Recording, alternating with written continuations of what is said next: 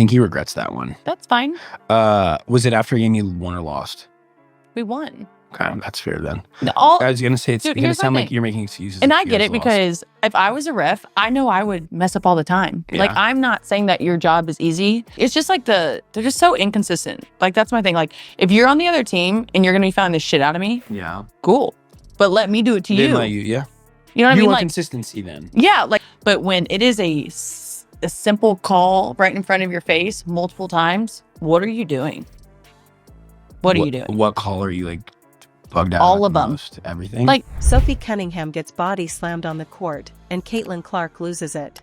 What happened right in front of the officials but left everyone shocked? This moment wasn't just a dirty play, it exposed one of the WNBA's biggest problems. So in the first half, the refs didn't call. Someone should have been thrown out, and the refs did not call it. Correct. I remember that. They didn't, and so I was like, that all right, she got full body chested by 3 people. Yeah, like 2 people. They're like, oh, it's fine. I'm like, if that was anyone else, I would have been booted out of the game. We're like 14 games in, and so like that game, I just thought I was kind of hungry. I know I was a little tired. Like, I'm not even gonna lie to you, I was hungry and tired. And I was over people's shit. Oh, and wait, so, that's awesome. What everyone else is thinking or talking about. Not just with the refs, Did you post but that with after Detroit, after you guys lost? with Cleveland. I want people to hear what I just said. I am the only one, but if you ask our league, they feel the same exact way. Let's break it down. Before we move on, I'd like to ask you a small favor. If you appreciate this content, please take a second to like this video and subscribe to the channel. Over 98% of you watch the videos without subscribing. It costs you nothing, but it makes a huge difference to us. So, did you click the subscribe button? Great, thank you so much. Now, back to the video. We got one ahead of the Storm here. The Mystics. So the Dream go 18-11. We go 17-12. 5 games over 500. 5-game winning streak. That's what we need. But that was a show of 2 people. That was the Natasha Howard and Sophie Cunningham show. That's what that game was. I thought Ari had a good game. I've never seen Kelsey Mitchell play this badly in my life. She hit a big shot though, and they made a big play down the stretch to make it a 3-point game, and it went to 1. Imagine this, Sophie Cunningham, deep in the second quarter, slices into the paint, eyes locked on the basket. Seattle's defense collapses with intensity, but Sophie doesn't back down. She's looking to make the play. And then it happens. Boom. She gets absolutely leveled mid-drive.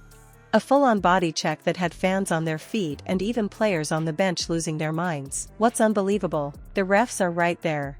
Whistles? Silent. Play continues like nothing happened. Cunningham's down, visibly shaken, and the arena breaks into chaos. Now, at first, you might think, terrible call, but it happens, right? Wrong.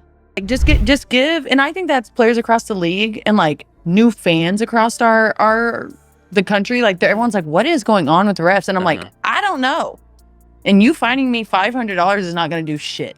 If someone were to like say someone called men's basketball their whole life and then went over to women's, would they be expected to call the game differently? I'm just curious if they're coming from random place, like where they're coming from. The thing that I have the biggest issue about the female sides of refs is like they're so emotional. Caitlin Clark, sidelined but dialed into every second of the game, didn't let that slide. From the bench, she's up, yelling toward the officials, voice echoing over the noise in the gym. You were right in front of her. You could see her frustration boiling over, a frustration that's about more than just this one call. It's about a pattern everyone's grown tired of. And I'm like, is it new to the WNBA that you guys are like maybe talking more shit back to refs, or has that been a thing forever? oh, it's always been a thing. Like I've had so many coaches, trainers, like everyone who's worked on both like the NBA and WNBA side, the refs, and I'm not saying they're emotional, like the men and women, it doesn't matter the gender. On our side, they are too emotionally invested and they can't take it. And they say that like we are more vulgar, disgust, like wild than the men. Like the way you talk shit? Everything. I believe it. Like everything. Like our locker rooms are insane. Yeah. They're fun, entertaining as shit. I've seen TikToks. Yeah. They look fun. A pattern where blatant fouls go unpunished, and hard hits leave players paying the price. If you think this was just a one-off situation, think again. Kelsey Plum, who's been in the league long enough to know, once said, "I get fouled like that every possession."